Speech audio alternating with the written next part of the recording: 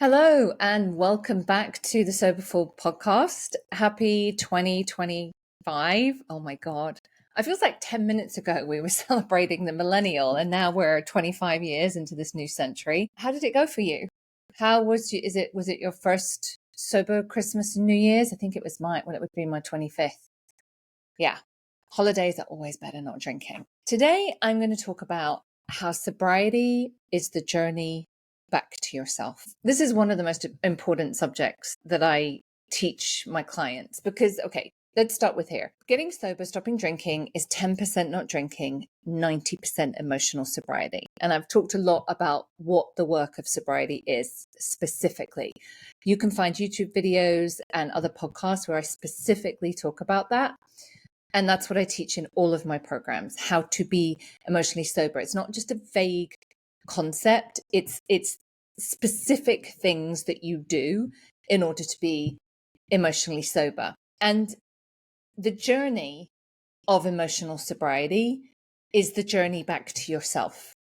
And I want to explain what I mean by this.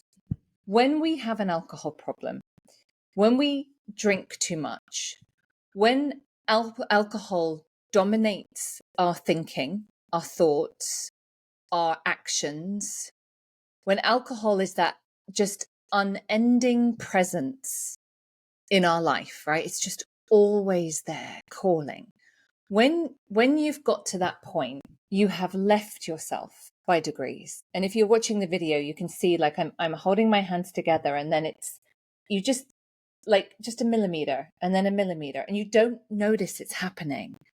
You just don't notice it until one day you wake up and you are so far away from who you really are, you don't recognize yourself. And that is extremely painful. It's extremely emotionally painful. And that's why you drink.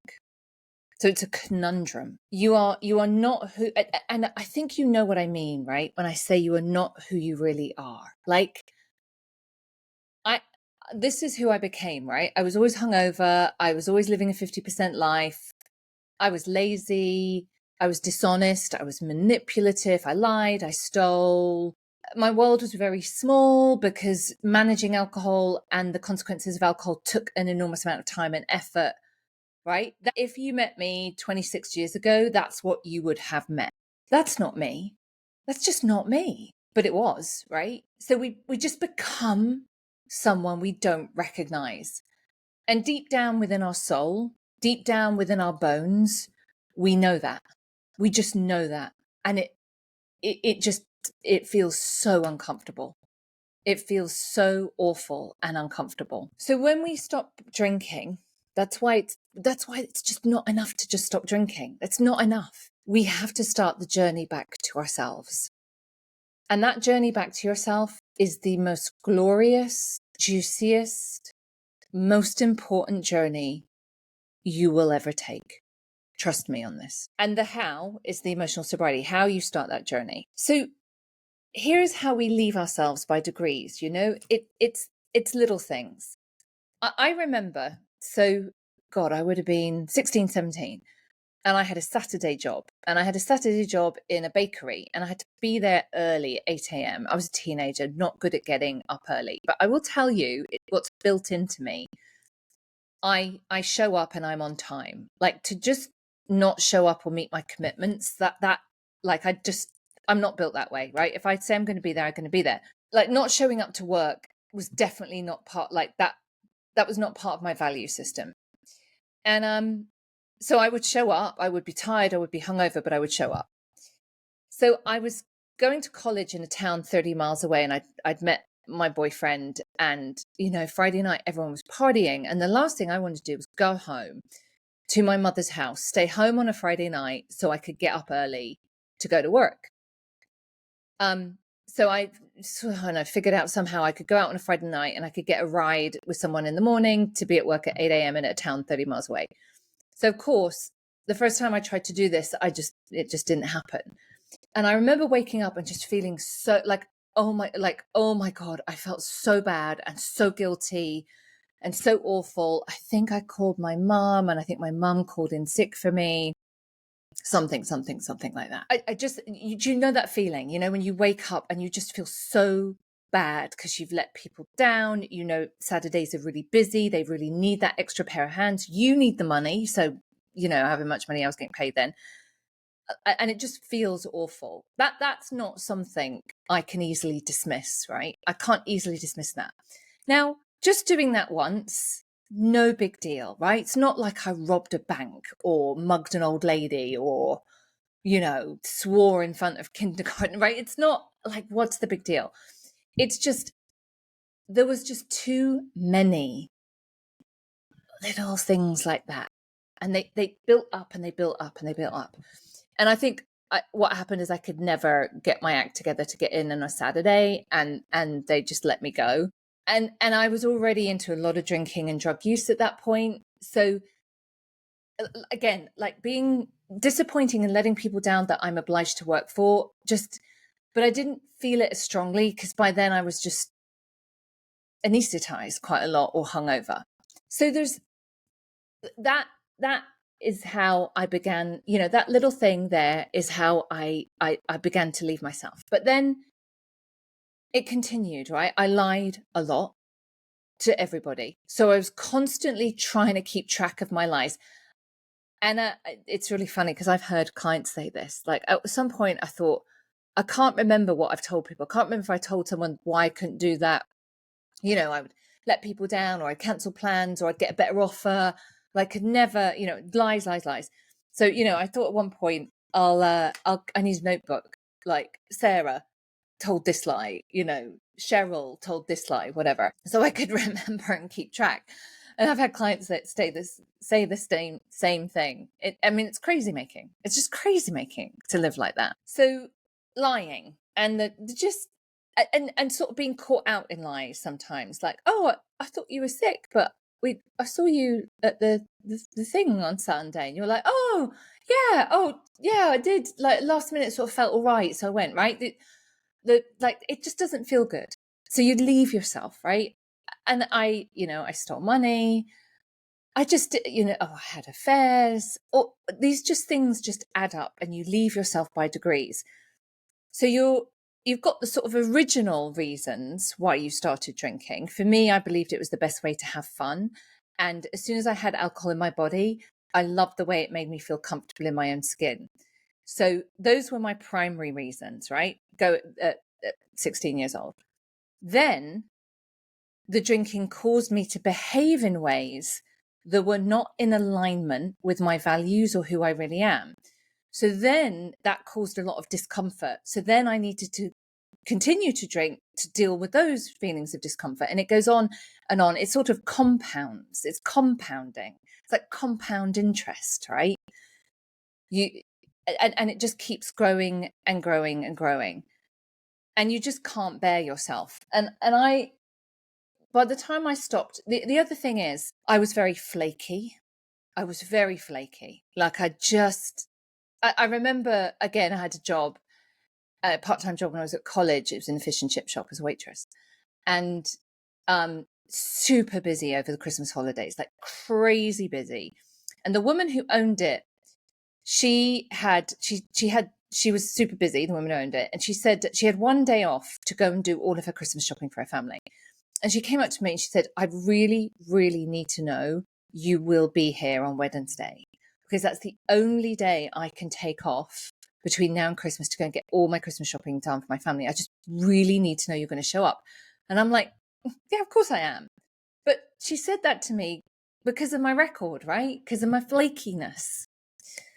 And it hurt me to think that someone would think that of me. But of course they would think that of me because of my behavior, right? Are you with me? Can you just think of all the things that have just the compound interest of behaving in ways that are not in alignment with your values. Now, here's the thing that's really important to understand. Most of those behaviors, it wasn't like I was drunk, right? Okay, so we can get drunk and do and say stupid things, right? We've all done that, where we wake up and we go, oh God, I have this vague memory of saying something to my boss, or I have this vague memory of telling gossiping about someone to a mutual friend or something, right? Or I have a vague memory of driving, right? Drunk. So we've all done like things when we are intoxicated that are definitely not in alignment with our values, right? Waking up with people that we shouldn't be with, all of that kind of stuff. So there's that again. But we were intoxicated. By the way, it doesn't excuse or forgive bad behavior, doing that kind of stuff. We still need to face up to the consequences. But alcohol meant we were not in our right minds. But here's the thing. A lot of my behavior happened. I wasn't intoxicated, right? I don't have that as an excuse. I wasn't under the influence of alcohol when I lied, when I manipulated, when I stole, when I flirted with your boyfriend, right? I wasn't under the influence. What I was completely disconnected from myself. I was completely disconnected from who I just moved away from myself so far that I showed up every day as somebody I didn't like very much. And I didn't know how to change that. I didn't know how, so I was always in this conundrum of like not knowing how to not be this fake, false, lesser version of myself. Are you with me?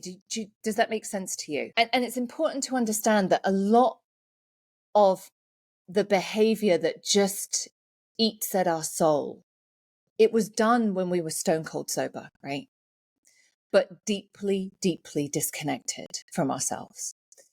So this just becomes more and more intolerable. It's just an intolerable way to live. And if you live like this, again, the compound interest, it just keeps adding up. You are going to need an anesthetic. And you're going to need more anesthetic because the pain is bigger because of the compound interest.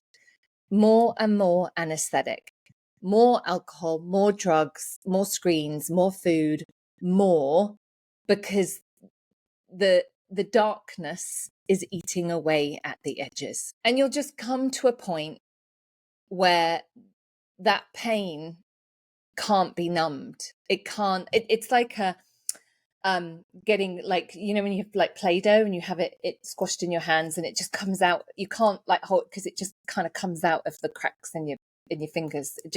You just can't contain it anymore. And that's the jumping off place. That's when we have to face up to, is this who I am? Is this how it's going to be? Or is there another way? And I want to tell you that pain is really motivating. And at some point, we can come to this place where we're just like, I just can't live like this anymore. I can't live being so disconnected from myself, being so far away from who I really am. So when we first stop drinking, we got to put down the alcohol. We got to get that under our belts. We got to make it's our main thing. Nothing else matters. This is what I tell my clients. This is your main thing. You have to treat this like your main thing. It can't be like a hobby that you do like when you've got a bit of time. Alcohol was your main thing. Sobriety now needs to be your main thing. It's not that there's phases, right? It's not always like this, but that's how it needs to be at the beginning. It needs to be your main thing. So you get that under your belt, and then you have to do the 90%, the work of emotional sobriety. And again, I have other content that explains to that in more detail, and my book. If you haven't got my book, grab my book, because my book explains it in detail as well. So that what happens with that work of emotional sobriety, it reveals you to yourself. That's all it is. It reveals you to yourself. And you're able to look at yourself and go, you know what? That's not me. I'm not that person. I do not want to behave like that anymore. I do not want to be that kind of person anymore. And we begin to make behavior changes.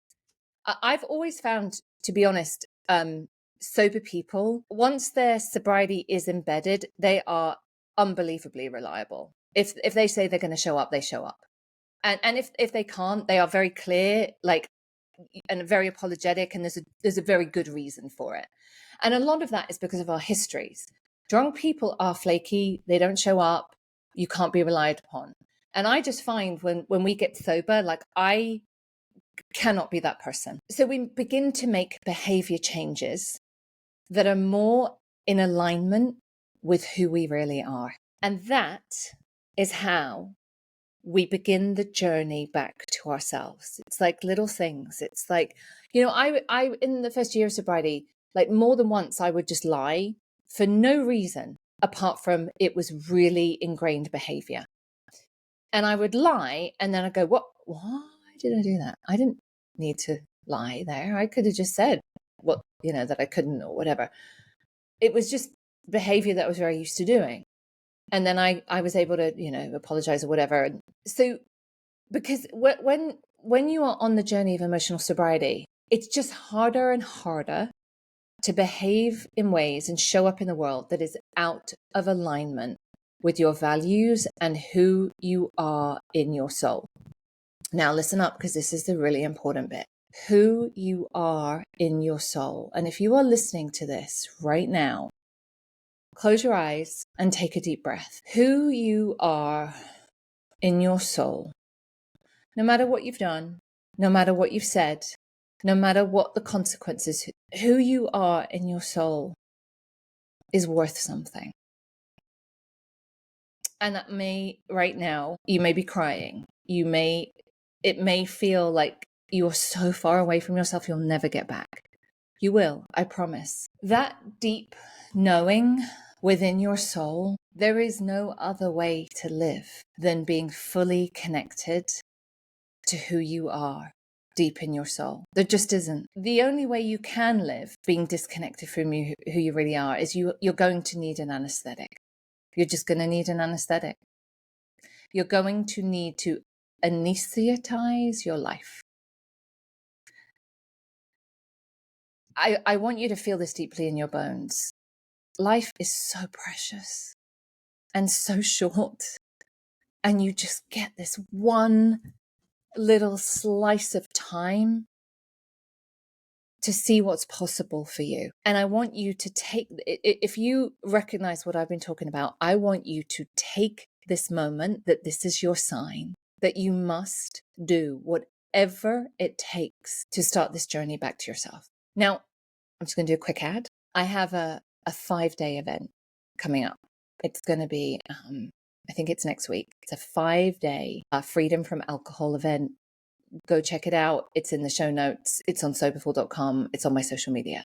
Sign up for that. You will learn loads. Okay, I'm not good at ads. I just wanted to let you know. Do whatever it takes to stay on this pathway back to who you really are, because I want to tell you, it'll happen quicker than you can imagine. It will happen deeper. It will happen easier. You just have to engage in the process. And you also have to know that that's the choice. That's the choice.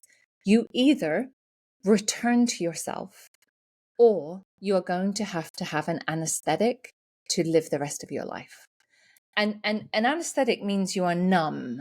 You're just not fully present. You're not fully connected. And this is kind of, I don't want anything artificial to enhance my feelings and emotions, because once you've given your brain time to heal, all of that kind of stuff, and your brain does need time to heal, all of that kind of stuff. Once you it's almost like a plug going into the socket, right? And the power going on. Once you come back to yourself and fully align with who you really are, there's nothing like it. There's just nothing like it. Like, there is no high that can be as high. There's no experience that's artificially created by alcohol and drugs, belonging, dancing, talking. Like, it just cannot come close to the real deal. And I want you to have the real deal. I want you to have the fullest experience of life. So that's the journey back to yourself. That's what's really going on here. We lost ourselves. I lost myself. I was so lost. I was so clueless. And here's how you know that you're lost, right? On the outside, I was checking boxes. I was going to college. I got a job, bought a car, blah, blah, blah. I was so lost because I thought it was something outside of me that would fix me. It's not. There is nothing outside that is going to fix you. Not a relationship, not a purchase, not a thing, not a car, not an event. None of those things can fix you. The solution was always inside of you. And we have to take responsibility to go inside and to find it. And that's what my work is about. And in case you haven't got the measure of me, I don't do fluff and tricks to stay away from a drink. I do the deep emotional work to transform your internal experience so you can be aligned with who you really are. You know, when we are disconnected from ourselves, when we have left ourselves by degrees, we have a very secret life. We are living this secret life, this life of smoke and mirrors. We spend a lot of energy protecting our source, right? So there's just like a lot going on in the background that people are not aware of, right? You invite me over for dinner and I'm thinking, well, how much alcohol do you have? Should I bring some? Like, I need to make, like, what if we run out? I don't want it to look like I really want it, but I want to make sure there's enough. Like there's always, when you have left yourself, you have a secret life. And we all have private thoughts, right? I'm not talking about that. I'm talking when you have a secret life, it's things that you know about yourself that you wouldn't want anyone else to know, because you would feel very ashamed if other people knew how much you thought about alcohol, how much you planned drinking, how much you spent on drinking, how much you've messed up in your life because of drinking, right? We keep that hidden. So when we leave ourselves, we have this very, just lots of secrets and this very, very secret life. We want to keep parts of ourselves concealed. The journey back to ourselves it's about being open.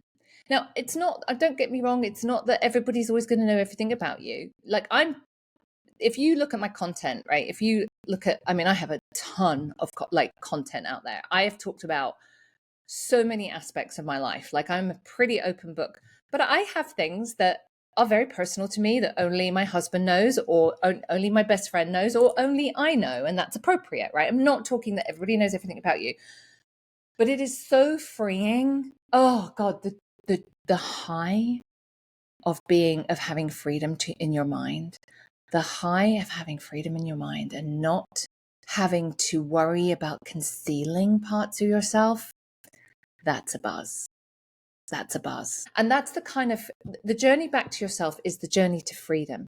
And this is what I mean when I talk about freedom. Freedom from alcohol, sure. We're just free of alcohol. But what I'm really talking about is having freedom in your mind. And that's how you have freedom in your mind. When you're not got this secret life that you're concealing that just takes up so much energy. We're going to be free of all of that. Now, imagine what you could do. Imagine who you could be. Imagine what would be possible for you if you were able to just not, like, you weren't doing all of that crap, right? Imagine, like, life, I don't care who you are, how old you are, what you're doing, life is begging you to show up as the fullest version of yourself, because life has stuff it wants you to do. And we're just looking the other way. We're just like, oh, am I going to have 3 glasses of wine or 2, right? That's not what you came here to do. So if you've listened to all of this, I really would love to know, like, you can comment on the social media or the YouTube channel. Go to my YouTube channel. There's a lot of stuff going on there. Or you can email me, info@soberful.com. Let me know if this has hit you, if it's got you, right? Because I really, really want this to be the day that you go forward. And it might be like the day to stop drinking, but it may be you've stopped drinking a while ago, but you just know that all you've done is stop drinking and you're not on that journey back to yourself, which is why come and join me for these 5 days. If you're listening to this in January 2025, come and join me for this live event. And if you're listening after the live event, you can go to my website. I have tons of resources there. Because do not miss this journey. Do not miss this journey. Whew. I'm very passionate about this subject. This is like there's just no other way for me. There's just no other way. There's just no other way for someone like me. And I know there's no other way for someone like you, because the only people who follow me are the people who get this. They just get kind of the stuff that I communicate here. Okay, let me know what you think. Keep going wherever you are, whatever you're doing, just keep going. It's worth it, and you're worth it. And I'll see you next week. Take care.